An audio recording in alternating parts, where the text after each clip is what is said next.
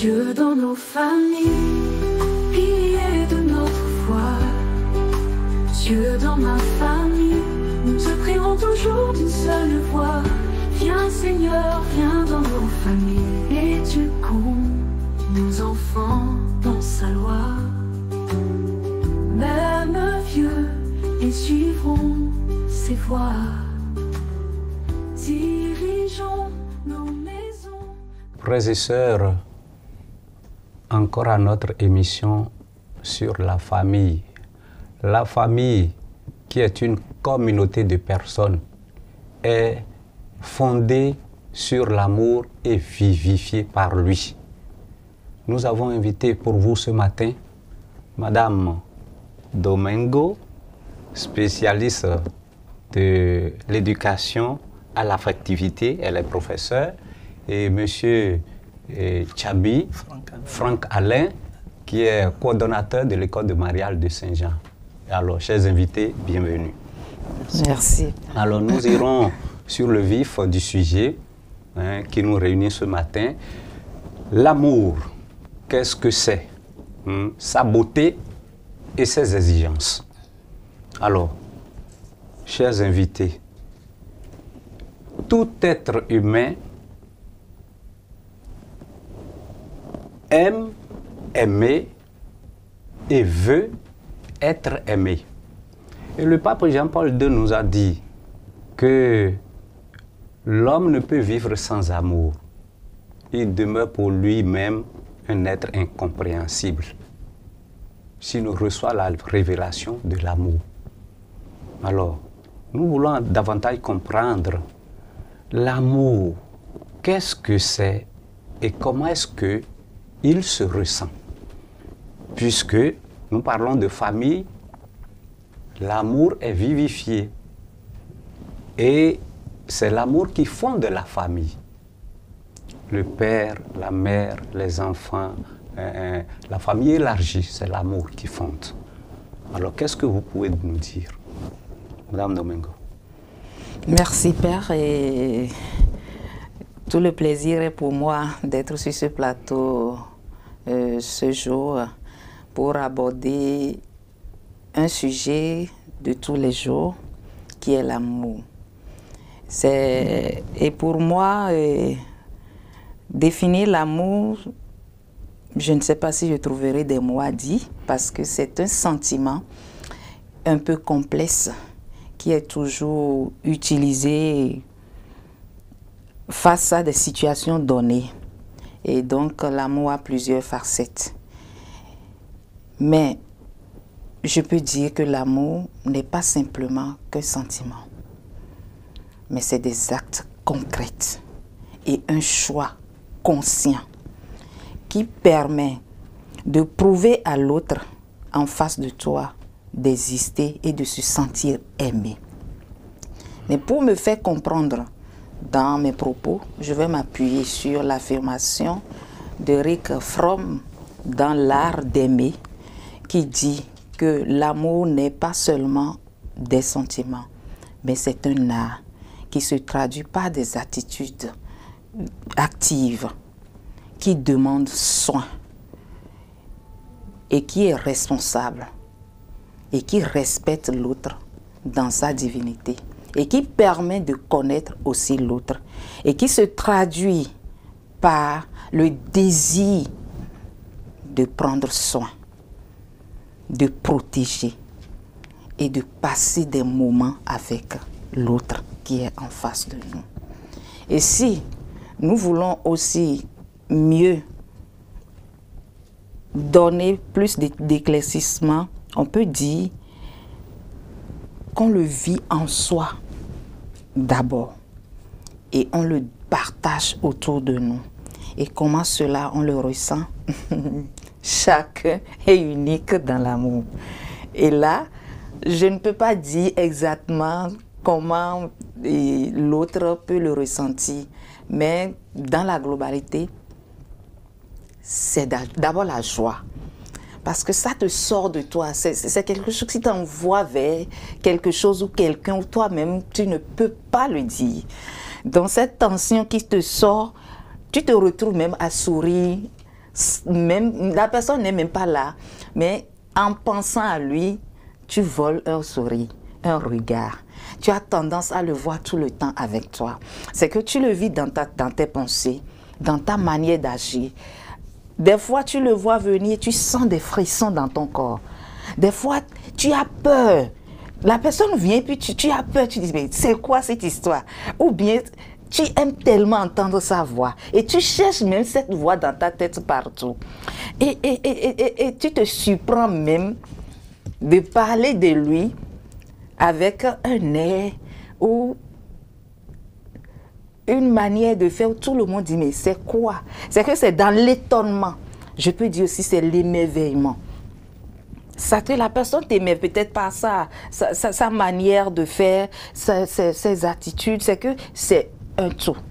Donc, tu as tendance à lui offrir des cadeaux, à être présent, à le soutenir.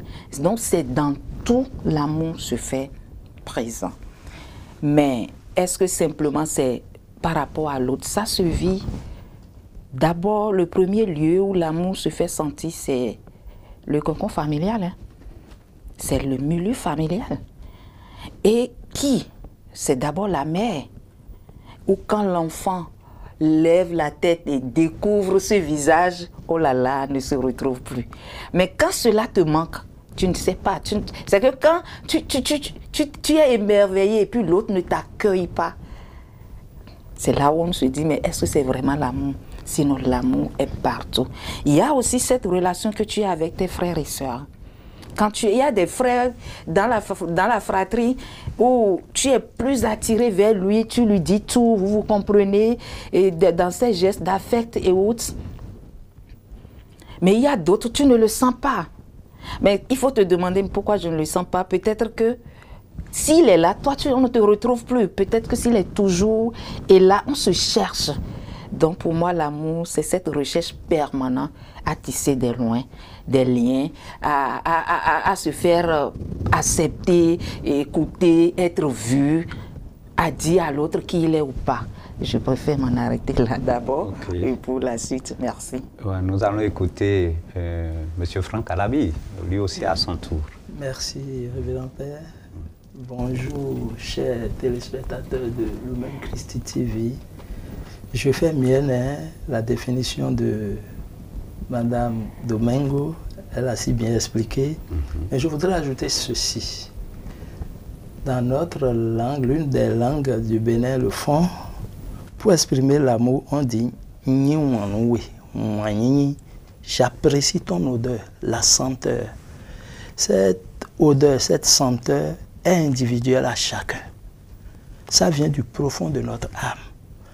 Et l'être humain qui aime et l'autre qui reçoit l'amour n'est pas que corps. Il y a l'âme, le corps et l'esprit. C'est tout ça qui est mis en branle. Et cet amour en nous, dans l'âme, est donné par Dieu, par l'esprit que nous avons. Donc c'est Dieu qui est auteur de l'amour. Et pour vraiment aimer, il faut recevoir de Dieu. Sans lui, l'homme ne peut pas aimer. C'est ce que vous ajoutez. C'est ce que je voulais ajouter à la définition. Alors, très belle définition, très belle définition. Alors, on comprend de vos interventions que l'amour, il doit être quelque chose de beau, n'est-ce pas, Madame Domingo? D'après ce que vous avez expliqué tout à l'heure, il est beau. Et suivant votre complément à tout ce que Madame Domingo vient de nous dire tout à l'heure, il est beau. Alors moi, je voudrais savoir, Monsieur Alabi, en quoi dit-on souvent que l'amour est beau? Il est beau dans la famille. Il est beau entre un homme et une femme. Il est beau entre les frères et sœurs. En quoi concrètement dit-on qu'il est beau? Oui, l'amour est beau tout simplement parce que quand on aime l'autre, c'est pas seulement les paroles, c'est pas les actes. Et cette beauté de l'amour, c'est à travers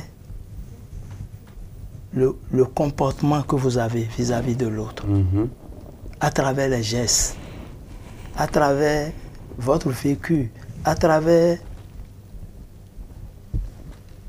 Comment vous entretenez cet amour avec l'autre? C'est un peu ce que j'allais dire. Ok. C'est dans ce sens-là que vous comprenez, on peut comprendre que, bon, on peut comprendre la beauté de l'amour, n'est-ce pas? Oui. Alors, Madame Domingo, vous avez quelque chose à ajouter? Oui, juste pour dire, la beauté de l'amour, c'est comprendre le langage d'expression de cet amour par l'autre et l'exprimer. Oui, et l'exprimer, et exprimer ce langage pour pouvoir rencontrer l'autre. Moi, je dis c'est la rencontre. Hein. Et quand je vais rencontrer l'auteur sacré, la création du monde. Quand je viens là, c'est après chaque action, il faut contempler. Vous voyez, on dit, le premier jour, Dieu a créé le ciel et la terre et tout ce qui entoure. Et après, il voit ça, il dit, c'est beau. Et pour revenir ici à la famille dans la beauté, qu'est-ce qu'on met sur pied pour admirer? C'est cette capacité à pouvoir exprimer l'amour pour se faire comprendre, pour s'accepter et pour faire de l'autre un humain, lui permet de vivre dans la joie, dans la tranquillité.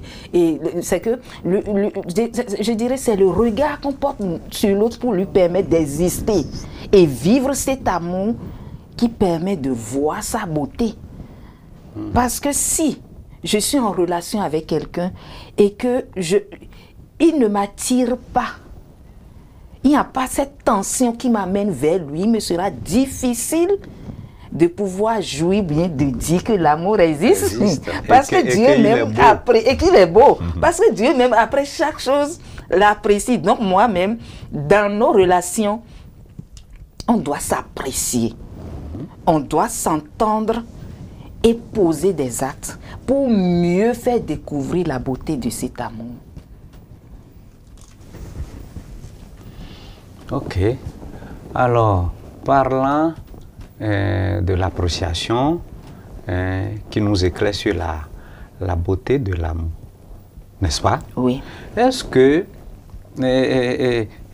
on peut trouver, est-ce qu'il y a dans le cours, de la vie familiale, dans le cours de la vie entre deux personnes qui s'aiment, est-ce que par moment où, je dirais, comme je le dis, dans le cours de votre vie, des membres de la famille ou dans le cours de la vie du couple, est-ce qu'il peut y avoir, on peut noter des obstacles à ce genre d'émerveillement? Quelque chose qui tente de vouloir empêcher, de vouloir mettre une barrière qui puisse vous empêcher d'exprimer convenablement ou totalement cet amour-là que vous avez pour cette personne. Bon, pour abonder toujours dans le sens de la beauté de l'amour, qui est une représentation qui permet réellement de faire de l'homme un humain à l'image de Dieu, je peux d'abord, avant de répondre à cette question, rien n'est facile. Hein? Rien n'est facile. Et il n'y a pas quelque chose à faire où tu ne te donnes pas un peu. Donc, dire qu'il n'y en aura pas d'obstacle, je dirais, il doit y avoir obstacle. Parce que nous sommes deux personnes dans notre identité d'enfants de Dieu ou bien de personnes adultes, et femmes ou hommes, où nous voulons faire chemin, nous n'avons pas reçu les mêmes éducations. Donc, il peut y avoir même dans notre manière de nous adresser la parole, peut poser problème. Donc, il peut y avoir obstacle. Mais ce n'est pas parce qu'il y a obstacle qu'on dira qu'il n'y a pas l'amour, ou bien parce que l'amour est difficile ou non. L'obstacle permet même à l'amour de trouver sa beauté. Excusez-moi, moi je donne l'exemple souvent de quelqu'un sans qui je ne suis pas ici. Mais ce Jésus, s'il n'a pas donné quelque chose, je ne serai pas ici en tant qu'enfant de Dieu. Mais c'est parce que je suis. Et puis dans ce sacrifice, je ne dirais pas obstacle. Vous comprenez qu'il faut savoir qu'avant même qu'il ne se sacrifie, il a connu des obstacles. Des fois, il n'a pas été accepté. Et toi, même dans ton ménage, tu peux ne pas être accepté. Tes propres enfants ne pas t'accepter parce que c'est toi, malgré que c'est toi qui l'as conçu. Ton mari, à un moment, ne peut plus te comprendre parce que tu n'exprimes pas son langage peut-être à lui et tu ne le rencontres pas quand il a besoin de toi. Et là, on va chercher, l'obstacle, c'est quand on cherche à changer l'autre, quand on cherche à le voir à notre image. C'est quand on veut se retrouver dans l'autre. Non. À des moments donnés, on pense que l'autre doit être, c'est que accepter exactement ce que nous vivons au fond de nous. Non. On doit chercher à nous voir dans ce que l'autre fait et l'accepter comme ça. Tel qu'il est. Tel qu'il est, dans sa différence. Comme la différence des couleurs fait la beauté d'une fleur. Mais oui, parce que Dieu dit, avant même que je ne te conçois, je te connais, je t'ai prédestiné. Donc, chacun de nous est prédestiné à quelque chose, doté de certaines valeurs qu'à des moments donnés, bon, l'éducation essaie de corroborer ou bien de détruire, où tu vas essayer à la rencontre de l'autre, reconstruire. C'est dans cette reconstitution où on doit s'entendre, qu'on voit que l'amour a des obstacles. Et je vais, pour finir, je vais vous... Est-ce que j'essaie quand même, moi, je schématise pour mieux comprendre l'obstacle, c'est dans l'amour, puis dans la famille ou bien dans les relations, c'est de faire chemin. Hein. C'est le chemin que fait peut-être un aveugle et un sourd. S'ils ne s'entendent pas pour dire, bon, quand on prend chemin en voyageant, à telle chose, si c'est bon, je te touche 2 fois ou bien je te dis de faire des signes. Ils ne vont pas se comprendre. Je dis, sur le chemin, ils vont, peut-être qu'il y a un gros trou. Et ce trou, le sourd voit que bon, si on chemine et on longe bien du côté droit, on peut contourner. L'aveugle ne voyant pas, entend autour de lui, ah, quel est ce gros trou? Où est-ce qu'on va passer? À gauche, c'est, à droite, il n'y a pas. Vous êtes sûr que le sourd va tirer la main de l'aveugle et il va accepter de le suivre à droite ou à gauche? Mais non, ils vont se stationner là tout le temps. Donc, pour éviter ces obstacles, c'est là où on passe au-dessus et on vit l'amour que Dieu nous veut. L'amour de soi et l'amour de l'autre. Et vivre dans la plénitude et dans la présence du divin pour qu'il puisse, lui, l'amour en puissance, nous conduire à faire chemin et vivre la beauté de l'amour. Ok, alors, Oui, Monsieur Alabi. oui, cher père, les obstacles à l'amour. Il y a d'abord notre éducation, l'éducation en tant que valeur qu'on amène dans la relation. On n'est pas les mêmes. Après l'éducation, je vais parler des blessures, nos histoires passées. On n'a pas connu les mêmes échecs ni les mêmes joies. On n'a pas reçu la même éducation. Donc les blessures de l'âme peuvent également s'exprimer au cœur de la relation comme obstacle à cet amour, à cette beauté de l'amour. Cette beauté de l'amour. Autre chose que je voulais ajouter, c'est l'aspect spirituel. Certains liens familiaux qui peuvent compliquer la situation, qui ne dépendent pas de la personne, mais c'est compte tenu de sa conception, la manière dont la personne est née. Surtout quand on rentre dans une relation, on est marié, mais on a des difficultés à concevoir. Et au lieu d'attendre l'heure de Dieu, le moment de Dieu, on va chercher ailleurs. Et quand on va chercher ailleurs, auprès d'une divinité, lui va réclamer quelque chose. Et ça, voilà, il y a un pacte. Et ça se complique. Tout ça peut être obstacle à l'amour dans le couple, dans le ménage, dans le mariage. Merci pour le compliment. Merci. Merci pour le compliment. Et nous parlons toujours d'amour en famille, dans les relations entre les frères et sœurs. Alors, je voudrais savoir, est-ce que de la définition des éclairages que vous avez donnés sur l'amour, est-ce qu'on peut comprendre que l'amour entre deux frères, entre l'amour du père pour la mère, du fils pour ses parents, hein, de la tante pour son neveu et ses propres enfants et l'amour entre deux personnes qui s'engagent au mariage. Est-ce que, bon, est-ce que c'est la même chose? Non, pas Puisque du tout. madame a dit tout à l'heure que, bon, l'amour, il a des facettes. Tout à fait. Nous voulons comprendre. Oui. Oui. L'amour, hein, selon la relation qu'on tisse, il y a d'abord l'amour de Dieu. Nous aimons, nous sommes tous des chrétiens, des croyants, des créants Dieu, donc nous aimons Dieu. C'est d'abord ça. Et c'est même dans ces commandements, tu l'aimeras plus que tout, de toute ta force, de tout. Voilà. Deuxième chose, l'amour paternel ou maternel, ou j'allais dire l'amour parental. C'est l'amour que le père a pour son enfant, la mère a pour ses enfants. Dans cet ordre d'idée, on peut parler également de l'amour pour son pays, pour la patrie, l'amour pour l'autorité. Après ça, on parlera de l'amour conjugal, l'amour entre les époux, qui est ouvert à la vie. Après ça, on parlera de l'amour fraternel, entre les frères, frères et sœurs d'une communauté, les camarades de classe, les camarades avec qui j'ai évolué dans le quartier, les amis. C'est l'amour fraternel. L'amour fraternel. L'amour entre une tante et ses enfants, c'est l'amour maternel. Maintenant, entre la tante et son neveu, amour familial. Mais il y a une dose de protection. Cette maman qui protège, qui a la tendresse, que ce soit pour son enfant et pour son neveu. Et autre chose que je pourrais dire encore, oui, voilà, les différents types d'amour. Et tout ça, là, on peut les catégoriser, hein, ou bien les classifier en 3 types d'amour. L'amour éros, la recherche du plaisir, hein, du bien.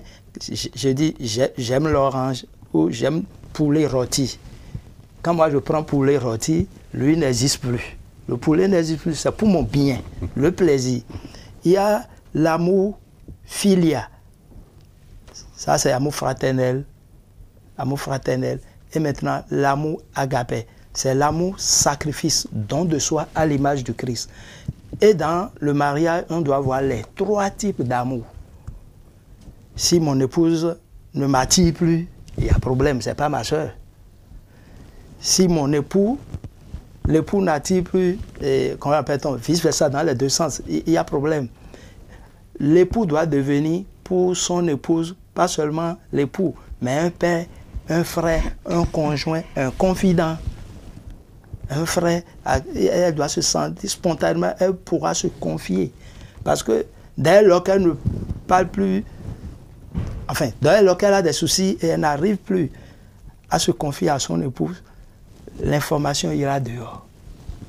Alors, dans cette relation conjugale, il faut tout faire pour jouer, pour occuper tous ces pans, porter tous ces manteaux-là. Père, mère, époux, confident. Pareil pour la femme. Et maintenant, l'amour sacrifice, c'est à ça que le Christ nous invite. Et on ne doit pas perdre de vue cela. Sacrifice, don de soi, se battre pour relever l'autre. Oui, elle a des blessures qui posent problème dans la relation, mais comment l'aider? Est-ce que je suis patient avec elle?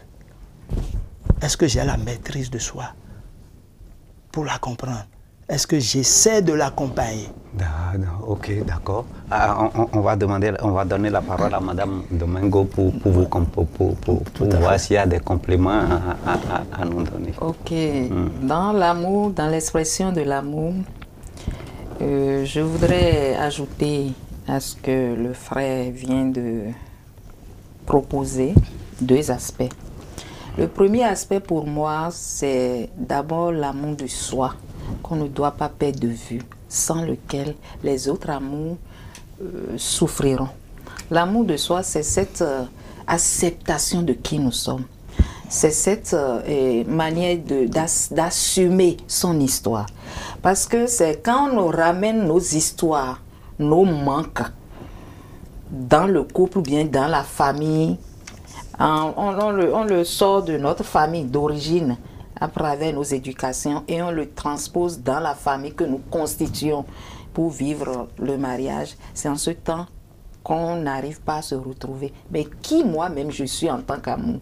Je suis à l'image de Dieu. Je suis à la ressemblance de lui. Et si lui-même il est amour, grand H comme on le dit, Dieu est amour en puissance, qui moi-même je suis en lui? Cet amour en moi à quelle place?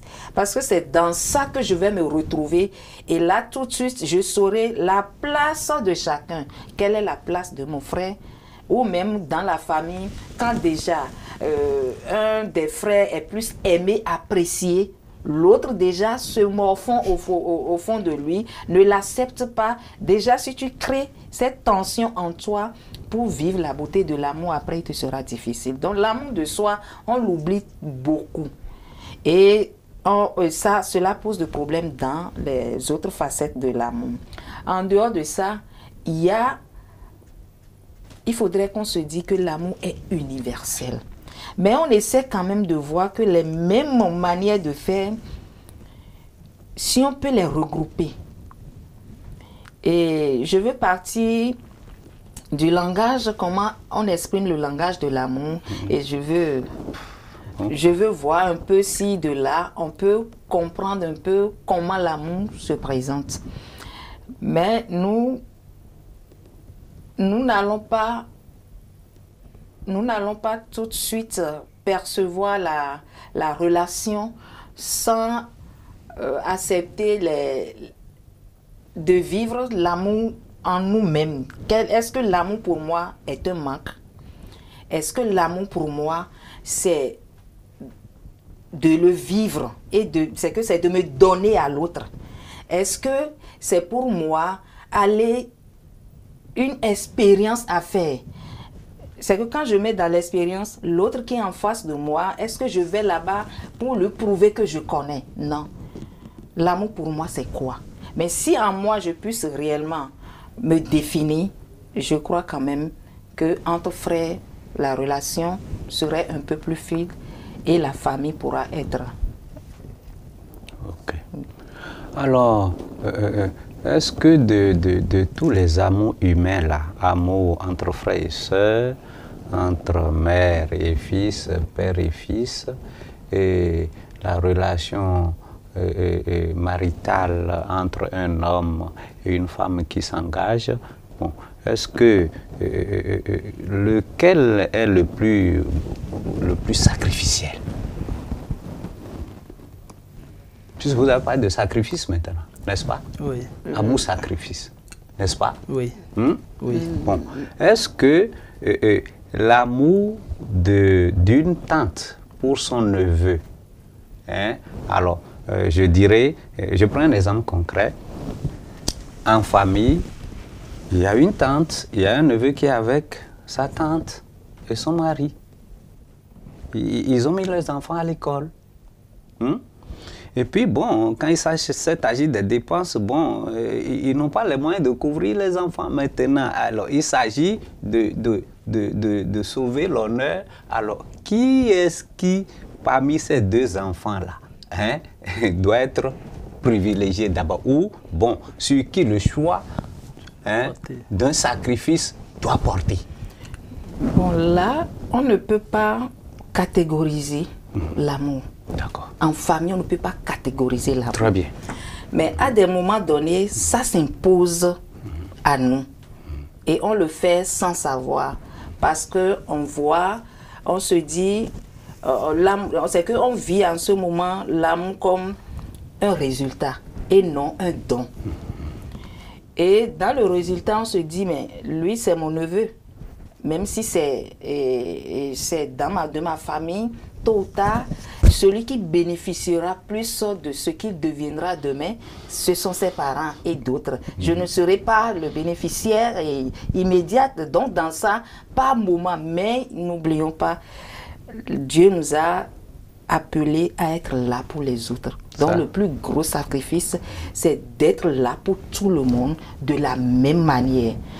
Et bon, ça m'a fait rire parce qu'un jour, dans un de mes enseignements à l'école de mariage, j'étais venue là, je disais ça, quelqu'un a posé le problème. Mais la seule chose, il m'a dit quelqu'un, il dit, mais même Dieu catégorise les enfants et vous nous dites maintenant, j'ai dit, mais oui, et comment on appelle Ismaël et Isaac et Saül et Jacob. Donc, à des moments donnés, quand on s'accroche à la Bible, on se dit réellement, quoi, ouais, mais les gens trouvent toujours des passages d'échappatoires. Et pour l'amener, je dis oui, ça c'est lui. Mais qu'est-ce que lui nous demande aujourd'hui? C'est là où on doit rester. C'est parce qu'il y en a eu, mais aujourd'hui, en tant qu'enfant de Dieu, qu'est-ce qu'il nous demande? Aller vers tout le monde et disposer ceux-là à moi. Donc, l'amour ne doit pas être séparation, mais ça doit être vu de la même manière et pour les enfants. Merci beaucoup. Alors, Dieu est amour, nous a dit le pape Benoît XVI. Oui. Ou bien? Oui. Et Saint Jean nous a dit dans son évangile, au chapitre 16, le verset 13, il n'y a pas de grand amour que de donner sa vie pour ceux qu'on aime. Et puisque nous parlons d'amour, amour en famille, amour entre frères et sœurs, amour entre époux et épouses, bon, alors je voudrais savoir, nous voulons comprendre, est-ce que vous pensez que l'amour entre deux êtres qui se sont aimés,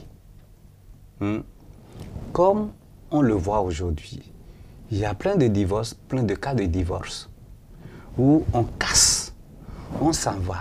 Ils se sont aimés profondément. Mais bon, peut-être qu'ils n'ont pas su gérer les crises en famille, les crises dans leurs relations, et ils se sont séparés. Est-ce que vous pensez que là, cet amour solide qui est resté entre eux, ce sacrifice-là qu'ils ont consenti ensemble, qui les ont marqués leur relation, ont marqué leur vie, est-ce que vous pensez que même si ils sont partis, se sont séparés, et l'un et l'autre a retrouvé une quelconque autre âme sœur, est-ce que vous pensez que l'amour cet amour-là qu'ils ont eu, qu'ils ont gardé dans le sacrifice, dans l'amour vrai, dans le don total de l'un comme de l'autre, de soi, est-ce que cet amour, on peut dire qu'il peut vraiment finir, qu'il a vraiment fini entre eux? Est-ce qu'on peut le dire, Monsieur Charles? Oui, je ne pense pas, ne pense pas, mais avant d'aborder la question, votre préoccupation, permettez-moi de retourner un peu sur le développement que a fait Mme Dossou. Bon, donner... on a encore 20 minutes, donc oui, je ne serai pas long. On va gagner du temps. Oui, je ne serai pas long. Pour donner un témoignage, c'est pas long. On m'a raconté l'histoire, c'est un couple, et on a mis auprès d'une petite fille, je crois, de 12 ans, non, depuis l'âge de 7 ans. Et ils ont décidé ensemble de mettre l'enfant à l'école. Mais entre-temps, je crois, l'un des parents s'y est opposé. Finalement, je crois, le conjoint ou la conjointe a dit, elle ira à l'école. Et on l'a inscrit. Et l'autre disait, on va la mettre là où on a mis nos enfants. Leurs enfants étaient dans une école privée qui coûte cher. Et je crois, le conjoint lui a dit, elle est un enfant comme les nôtres. Je l'inscris là-bas. Et l'enfant a commencé l'école là-bas. Ça, c'est la beauté de l'amour. On doit aimer de la même manière, comme l'a dit Mme Domingo. C'est ce que Dieu nous invite à faire. Nous sommes à son image et à sa ressemblance. L'image, on l'a. La ressemblance, il faut travailler pour arriver. C'est un exemple pour étayer ça. Alors, merci. Pour revenir à notre question. À notre question, est-ce que deux êtres qui se sont vraiment aimés peuvent dire que l'amour est fini? Le vrai amour ne finit jamais. Jamais. Ça peut baisser d'intensité. Ou, soit ça a baissé, ou c'est devenu plus mature.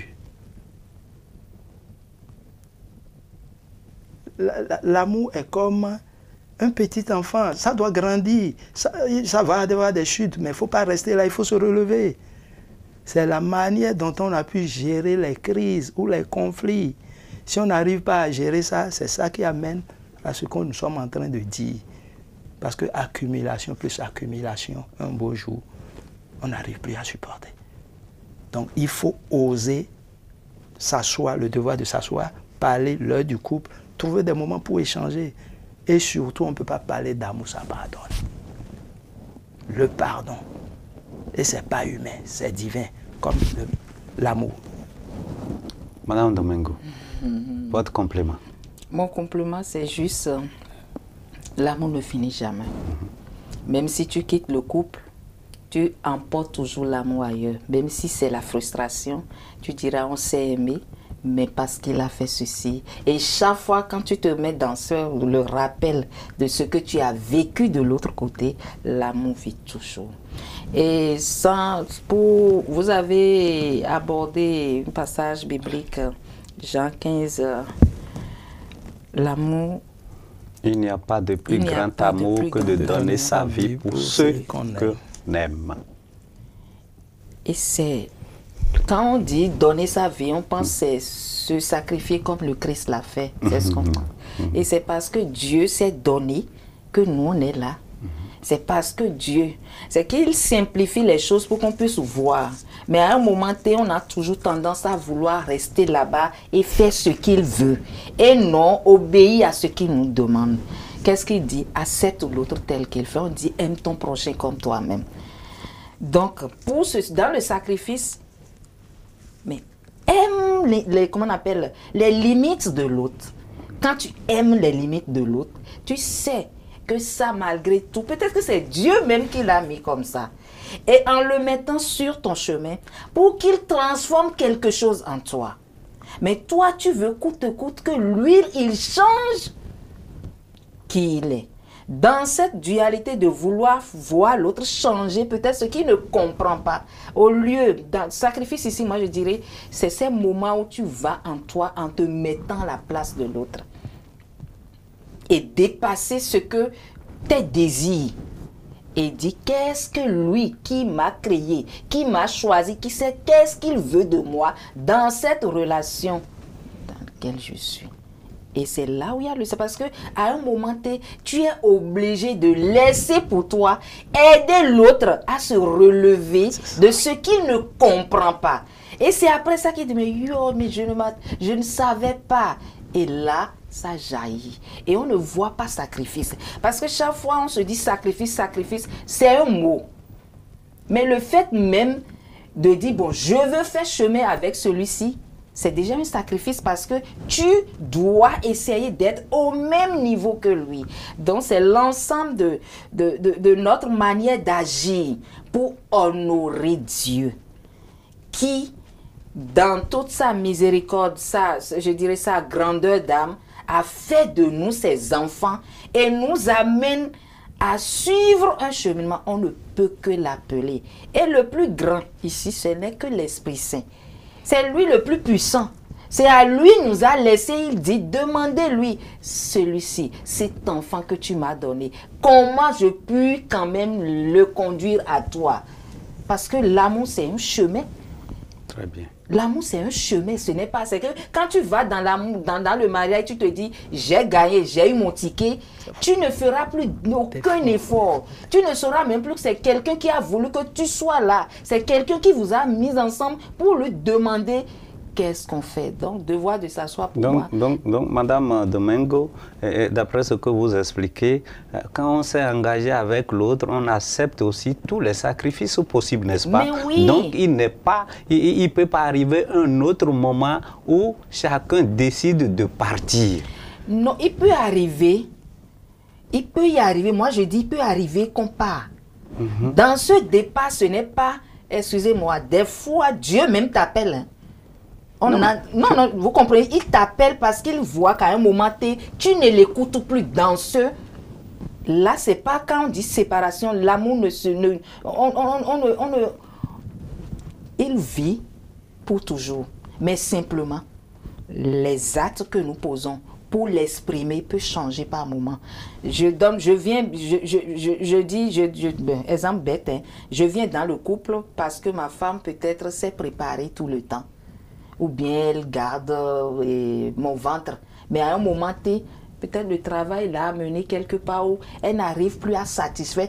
À cause de ça, il y a des couples qui ne sont plus ensemble parce qu'on dit elle ne fait plus rien, elle ne fait plus rien. Non, c'est accepter que l'amour doit évoluer. Et ce qu'on a fait aujourd'hui, on peut faire autre chose d'eux, mais l'amour existe. Non pas ce que j'ai eu au départ, ça doit être ça, non. Il faut faire chemin et il faut accepter que les choses changent dans la maturité. Même si on voit un peu l'œuvre de Dieu dans notre vie, avant, il décidait, il allait à la rencontre. À un moment, comme il a vu qu'on ne le comprend pas, bon, il fait tout, il dit, ok, maintenant. Après, on a dit, bon, mais on ne veut plus de toi. Et il dit, maintenant, il faut avoir des rois.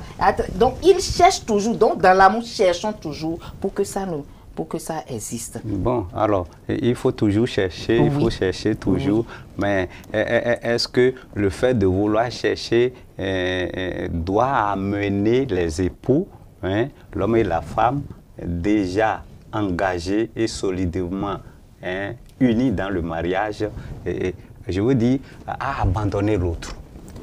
Non, on ne peut pas abandonner l'autre. Voilà, justement. On ne peut pas abandonner. Puisque nous avons dit tout à l'heure que l'amour est le fondement du mariage. Le fondement du mariage. Oui. Et qui ne finit jamais, n'est-ce pas? Même si on va ailleurs, il y a toujours cet amour qui demeure. Oui. Celui-là ou celle-là avec que tu as vécu, tu ne peux jamais l'oublier. Et il arrive des moments que, quand bien même on est séparés, l'un et l'autre sont partis, mais vivent toujours cet amour. Ils vivent toujours cet amour-là. Ils ont toujours envie de se connecter. Alors, pourquoi engager donc de partir? Je veux parler du divorce. Pourquoi engager le divorce? Puisque quand le temps de la crise passe, ils ont toujours envie de vouloir colmater les brèches. Bon, j'ai rencontré un couple, un homme et une femme, bon, que je connaissais, mais il est arrivé un moment où, bon, ils ont divorcé. Mais quand le moment de la crise est parti, mais l'homme est revenu voir la femme. Si tu ne reviens pas à la maison, alors qu'il a déjà signé divorce, il a déjà tout fait, c'est lui-même qui retourne voir son épouse pour dire, il faut revenir à la maison. Alors que depuis des années, il demande maintenant à sa femme de revenir à la maison. Vous voyez, donc, comme pour dire cette question-là que nous abordons, que l'amour ne finit vraiment pas entre un homme et une femme qui se sont sacrifiés, qui se sont unis dans les pleurs, dans la joie, dans les larmes. Ça ne peut pas finir comme ça. Ça ne peut pas. Donc, il n'y a pas raison de divorcer, de se séparer. Il faut toujours chercher des moyens de s'entendre. Et parmi ces moyens, c'est l'écoute de l'Esprit Saint. Ouais.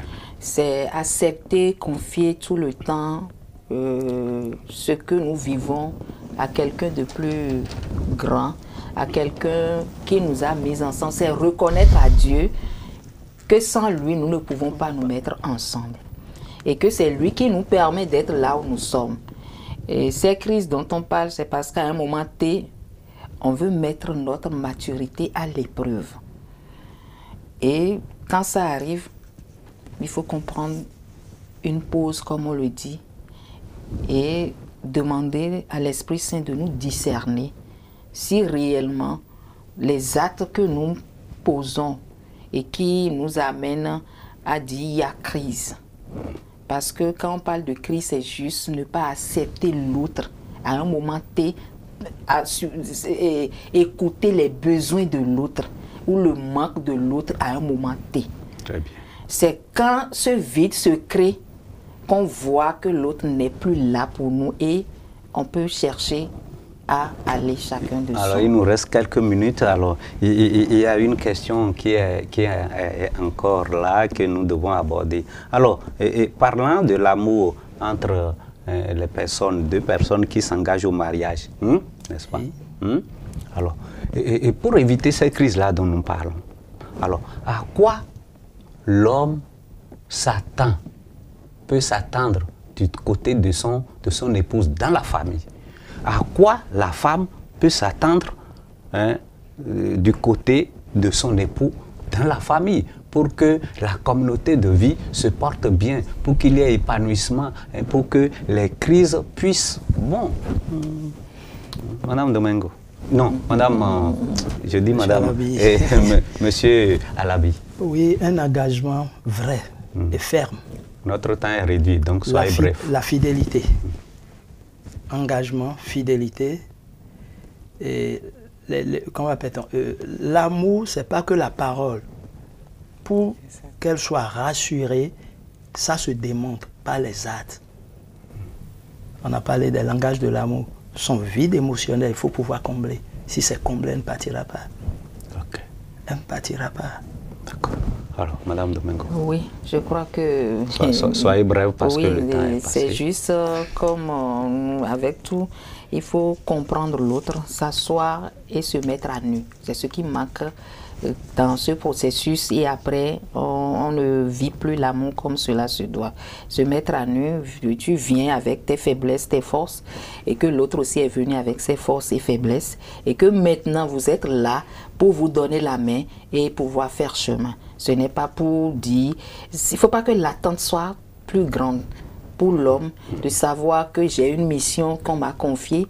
La famille m'a confié, c'est d'avoir une famille que Dieu m'a chargée, c'est d'expérimenter son amour dans cette relation. Donc c'est fait quoi?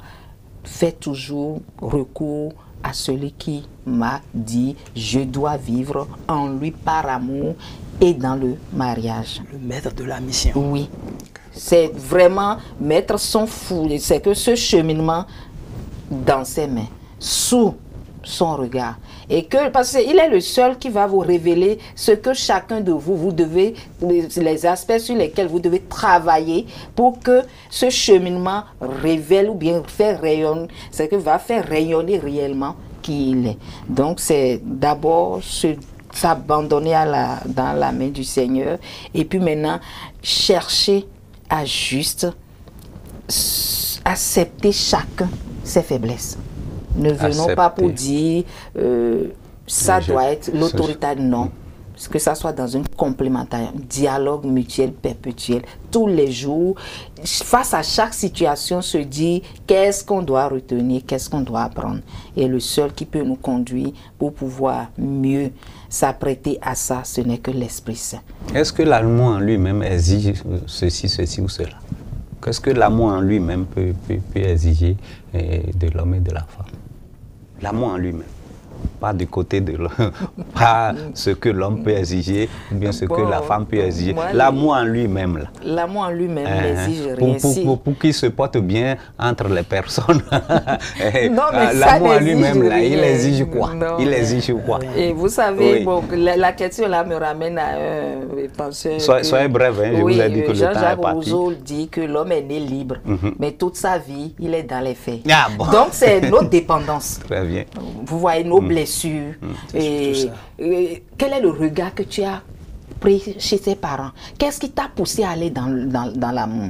Et tout de suite, pour résumer, je dis, si moi, par exemple, je suis dans une famille où je vois que je ne me sens pas bien et je décide d'aller me marier, je vais dans le mariage parce que j'ai un manque et non parce que je vais aller faire l'expérience de l'amour. Vous voyez? Maintenant, l'homme, si lui voulait quelqu'un qui va lui faire à manger, moi qui veux ma liberté ou bien être mieux, je vais rencontrer quelqu'un qui, lui, veut maintenant quelqu'un pour subvenir, s'occuper de lui. Mais là, si on ne se... Quand on commence à s'asseoir pour dire « Ah, en son temps, c'était ainsi pour moi », là, on ne vivra pas la vérité de l'amour. Oui, mais c'est ça, les exigences. Oui, c'est là où on est dans les faits. Donc, alors qu'il suffit simplement d'obéir. Il suffit simplement, écoutez, d'abord accepter l'amour et le vivre en l'exprimant. C'est que faire l'expérience de l'amour. Ça peut être, d'autres disent la souffrance. L'expérience de l'amour, comment? C'est un peu vague. L'expérience de l'amour, c'est que il ne te demande rien. Le vrai amour, comme le dit Saint-Exupéry, c'est que c'est quelque chose qui ne te demande rien. Simplement, accepte-le. Lui n'a qu'à se dire. C'est que c'est après les ah, donc c'est ça. Toi-même, tu ne sais même pas que tu vis l'amour. Mais à vouloir donner toute une étiquette, c'est là où on voit que c'est un peu... Oui. Monsieur Alaoui. L'exigence de l'amour. Je dirais tout simplement que pour vraiment aimer, ça se résume à ça, hein, vraiment aimer, il faut aller vers le maître de la mission, recevoir de lui dans la prière du couple. C'est là il vient nous renforcer, il vient supplier à nos faiblesses. Donne la patience nécessaire qu'il faut, la maîtrise de soi, pour regarder l'autre avec l'œil de Dieu. Parce que là où l'être humain voit un être à abattre, Dieu voit une âme à sauver. Donc il faut recevoir de Dieu par la puissance de l'Esprit Saint. Là où l'homme voit un homme à abattre, voilà, Dieu voit une âme à sauver. Voilà, parce que Dieu est en lui. Il ou elle aussi est enfant de Dieu. Enfant de Dieu. D'accord. Ok, très bien. Alors, l'heure est passée. Alors, quel est votre mot de fin à nos téléspectateurs? Oui, tout le monde parle de l'amour. L'être humain ne peut pas vivre sans amour. Alors, aimez, soyons purs, soyons bons, parce que Dieu nous a créés et tout ce que sa main fait est bon. Par le mariage, par l'amour, nous devons accéder au salut. Alors que Dieu nous aide, que son Esprit Saint nous assiste. Merci. L'amour, un mot, on n'en finira jamais d'en parler, mais simplement j'exhorte d'accepter l'amour comme une vérité, pour qu'il n'y ait pas, comme on le dit, des appréhensions. C'est parce qu'on n'accepte pas cette vérité, le vivre. C'est là où cela pose un peu de problème. Mais comme Dieu le dit, il est amour, je suis amour. Donc le regard qu'on porte sur l'autre lui permet d'exister. Et si je suis à l'image et à la ressemblance de Dieu et je suis enfant de Dieu, l'autre aussi est enfant de Dieu. Donc il est amour, je suis amour, nous sommes amour et Dieu est amour. Alors merci, merci vraiment d'avoir répondu à notre invitation de ce matin. Alors la famille, elle est fondée sur l'amour et vivifiée par lui. Et il faut accepter la vérité de l'amour. Allez, à bientôt. Merci, mon frère. Dieu dans nos familles, pilier de notre foi. Dieu dans ma famille, nous te prierons toujours d'une seule voix. Viens Seigneur, viens dans nos familles, et Dieu compte nos enfants dans sa loi.